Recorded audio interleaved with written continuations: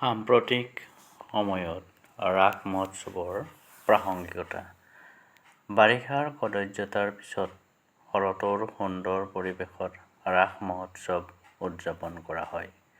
উজনি অসম অভিনয়কেন্দ্ৰিক ভাওনা আৰু নামনি অসমত মৃন্ময় মূৰ্তিৰ শ্ৰীকৃষ্ণৰ বিভিন্ন লীলাসমূহ প্ৰদৰ্শন কৰা হয়। ৰাসোৎসৱ হৈছে এনে এটি উৎসৱ য'ত ভগৱান শ্ৰীকৃষ্ণৰ জীৱন-লীলাক উপভোগ কৰি প্ৰদৰ্শন কৰা হয়।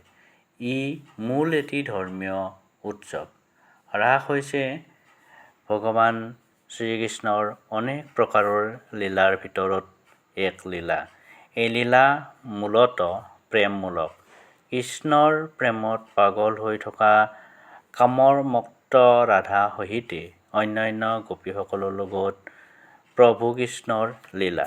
কিন্তু এই ৰাস ক্ৰীড়া অকল ধৰ্মীয় দৃষ্টিকোণেৰে বা কৃষ্ণ আৰু গোপীসকলৰ প্ৰেমৰ দৃষ্টিভংগীৰে চোৱাটো উচিত নে?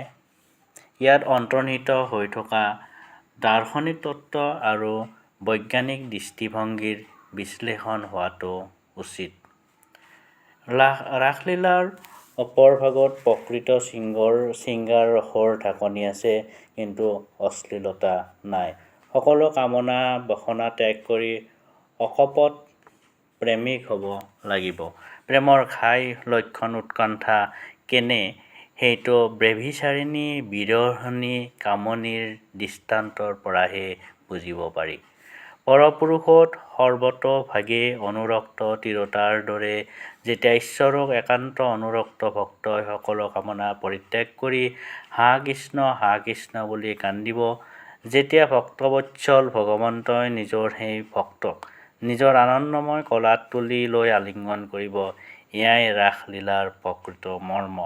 ইয়াৰ দ্বাৰা ইয়াকে বুজাব বিচৰা হৈছে যে একগ্ৰতা আৰু সাধনাৰে জীৱন-যুদ্ধত জয়ী হ'ব পাৰি।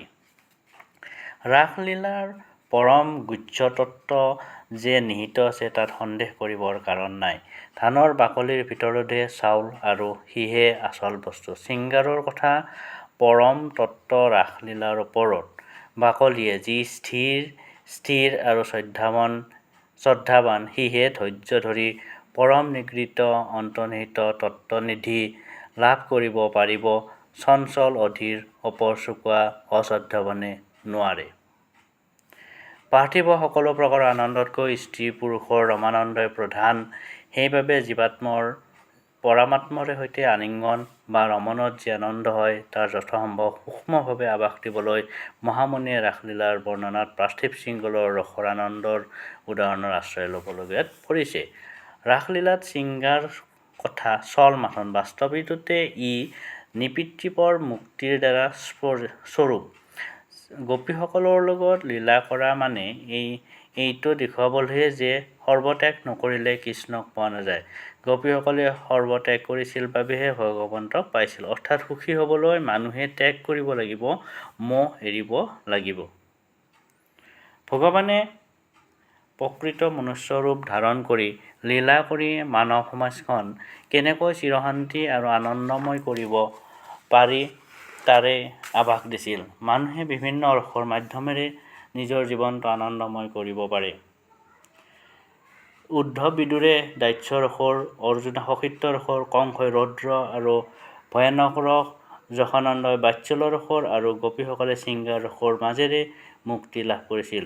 বেদৰ প্ৰকৃত অৰ্থ সকলোৱে বুজিব নোৱাৰে। বিভিন্নজনৰ দৃষ্টিত ইয়াৰ অৰ্থ ভিন ভিন হয়।